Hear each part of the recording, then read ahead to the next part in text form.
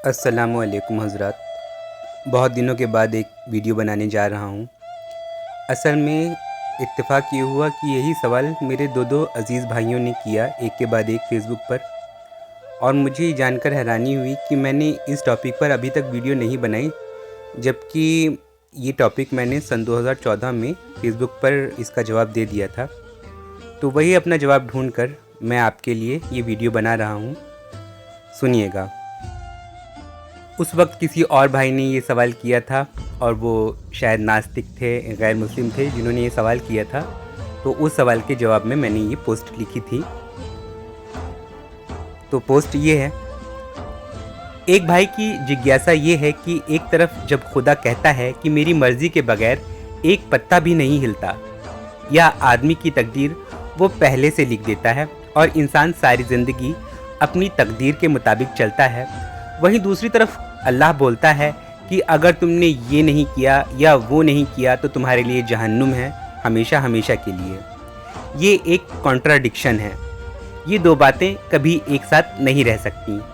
अगर आपके पास free will होगी तभी कोई दूसरा आपको आपके किसी काम के लिए जिम्मेदार ठहरा सकता है, और अगर आपने सारा काम किसी दूसरे की मर्जी से ही किया है तो आखिर वो कैसे आपको जिम्मेदार ठहराएगा। अब ये जवाब है मेरा। भाई को ये बात नामुमकिन सी लग रही है, लेकिन ये सारी बातें बिल्कुल साथ हो सकती हैं अगर आप अकल से समझने की कोशिश करें।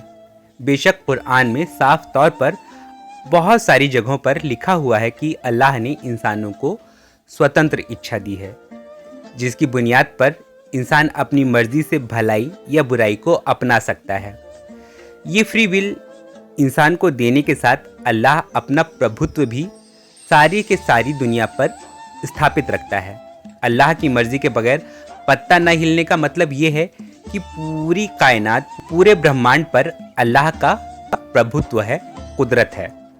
उसकी इच्छा पर दुनिया का कारोबार चल रहा है, और हम फ्री विल से कुछ भी करते घूम रहे हैं। ये भी अल्लाह की ही इच्छा है।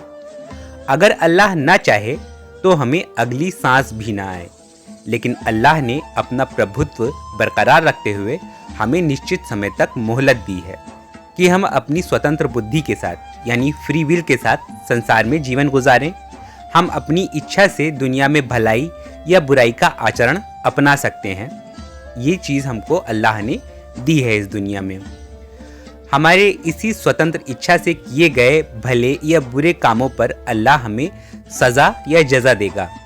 इसके लिए आप देखें कुरान की सूरह 7 यानी सूरह अल आराफ की आयत 14 से 18 तक, और सूरह नंबर 35 यानी सूरह फातिर की आयत 45। इन आयतों में अल्लाह ने शैतान को मोहलत और इंसान को क़यामत और मौत तक ढील देने की बात की है। इस ढील का मतलब क्या है? इस मोहलत का मतलब क्या है?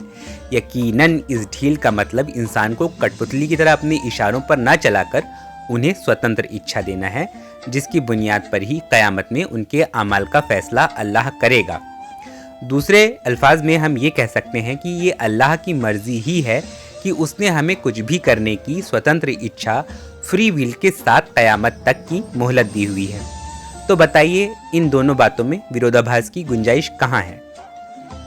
रहा सवाल तकदीर का, तो कुरान की वो आयतें जो इंसानों में स्वतंत्र इच्छा की अवधारणा को स्पष्ट करती हैं, उन्हीं आयतों से ये भी स्पष्ट हो जाता है कि इंसान की तकदीर में ये नहीं लिखा होता उसकी पैदाइश से पहले कि वो भला पैदा होगा या बुरी आदत वाला पैदा होगा, कि वो अल्लाह का आज्ञाकारी होगा या नाफरमान होगा।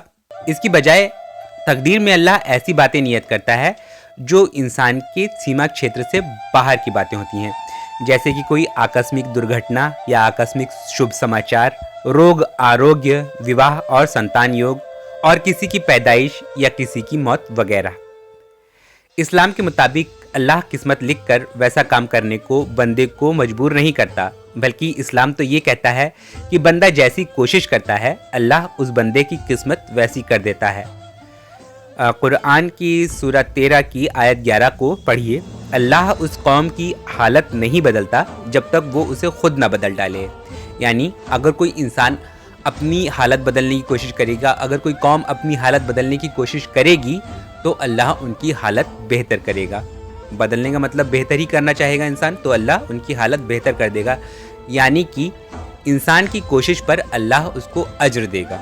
इसी तरह नबी सल्लल्लाहु अलैहि वसल्लम की हदीस शरीफ है कि दुआ के सिवाय कोई चीज़ इंसान की तकदीर को बदल नहीं सकती। यानी इंसान अगर शिद्दत से दुआ मांगे तो उसकी तकदीर की बुराई को भी अल्लाह टाल देगा। लीजिए, अल्लाह की लिखी हुई तकदीर की बात में भी स्वतंत्र इच्छा से कोई विरोधाभास की बात नहीं आई। यानी कि हम शॉर्ट में ये कह सकते हैं कि इंसान और जिन्न को अपने आमाल और ईमान पर इख्तियार हासिल है। इनके अलावा किसी मखलूक को ये इख्तियार भी हासिल नहीं है। और इंसान अपने आमाल और ईमान से अलग मामलों जैसे किसी अपने की मौत या किसी की पैदाइश, कोई एक्सीडेंट या कोई आसमानी आफत, इन तमाम मामलों में अल्लाह की कुदरत के ज़ेर है। शुक्रिया।